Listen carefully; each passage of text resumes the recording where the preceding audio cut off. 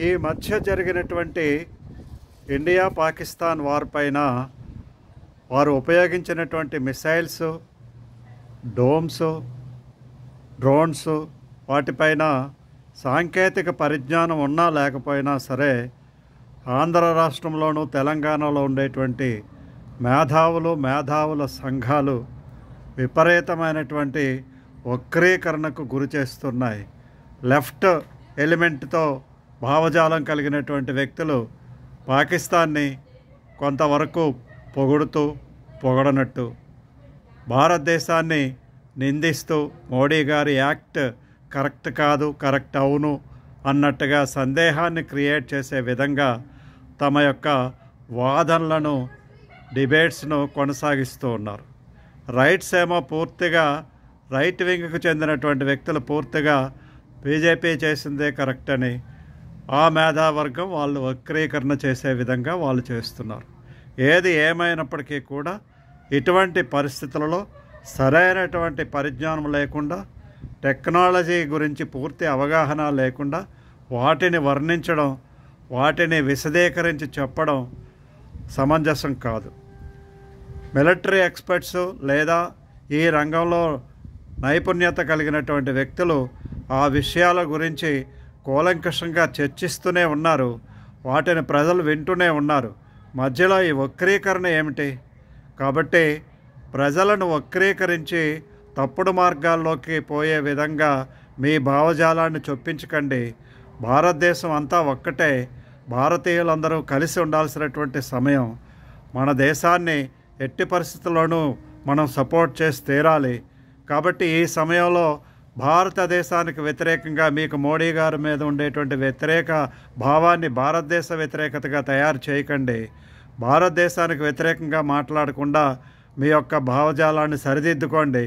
Left elements ముఖ్యంగా లేదా కాంగ్రెస్ తీవ్రవాదులు ఎవరైతే ఉన్నారో వాళ్ళు ఏదో రకంగా భారతదేశాన్ని బదనాం చేసేటట్టుగా, భారతదేశాన్ని వీక్గా ఉన్నట్టుగా, భారతదేశం యుద్ధం సరిగా చేయలేనట్టుగా మరొక వింగ్ ఉన్నది. వీళ్ళు ఈ మధ్య భారతదేశంలో ఉండేటువంటి ప్రధానమంత్రి మోడీ గారికి, ప్రస్తుత ప్రధానమంత్రి మోడీ గారికి ఇంతవరకు ఇందిరాగాంధీకి పోలికలు తీసుకురావడం ఇది ఎట్టి పరిస్థితుల్లోనూ సమంజసం కాదు. ఇందిరా చేసినటువంటి యుద్ధము తన యొక్క పరిస్థితులకు అనుగుణంగా తనకు అందుబాటులో ఉండేటువంటి ఆయుధాలను ఉపయోగించి తను చేయగలిగింది. మోడీ గారు అడ్వాన్స్డ్ టెక్నాలజీ ఉపయోగించి చేశారు. భారతదేశంలో 1971 యుద్ధం ఇప్పుడు చేస్తే చల్లదు. భారతదేశంలో చాలా అడ్వాన్స్డ్, అమెరికా రష్యాలకు ధీటుగా ఈ యుద్ధాన్ని డిజైన్ చేసి, ఫ్రేమ్ చేసి, ఆచరించి చూపించారు. కాబట్టే అంత తొందరగా ప్రపంచ దేశాలన్నీ కూడా విస్తుపోతున్నాయి. ఈ టెక్నాలజీ ఇప్పటికొచ్చి ప్రపంచంలో ఎవరూ వినియోగించలేదు. మరీ ముఖ్యంగా బ్రహ్మోస్ అనేటువంటి మిసైల్ యొక్క విధానం చూసిన తర్వాత ప్రతి ఒక్కరు ముక్కును వేలు వేసుకుంటున్నారు. ఇటువంటి పరిస్థితుల్లో తెలంగాణలో ఉండేటువంటి ప్రొఫెసర్ నాగేశ్వరరావు, ఆంధ్రాలో ఉండేటువంటి చలసాని, లేదా ఈ మధ్య కొత్తగా జేడి, వీళ్ళందరూ కూడా మేధావులని చెప్పుకుంటూ పోలికలు చేయడం. ఇందిరాగాంధీతో అసలు పోలిక ఎవరైనా చేస్తారా?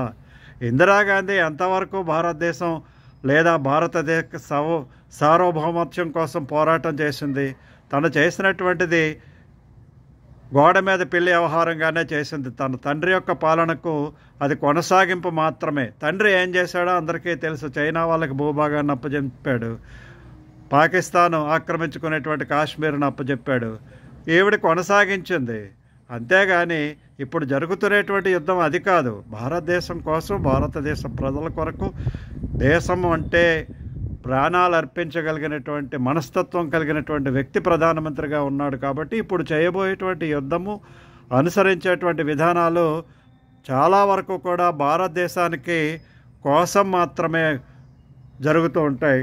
ఇది ప్రతి ఒక్కరూ గమనించాలి.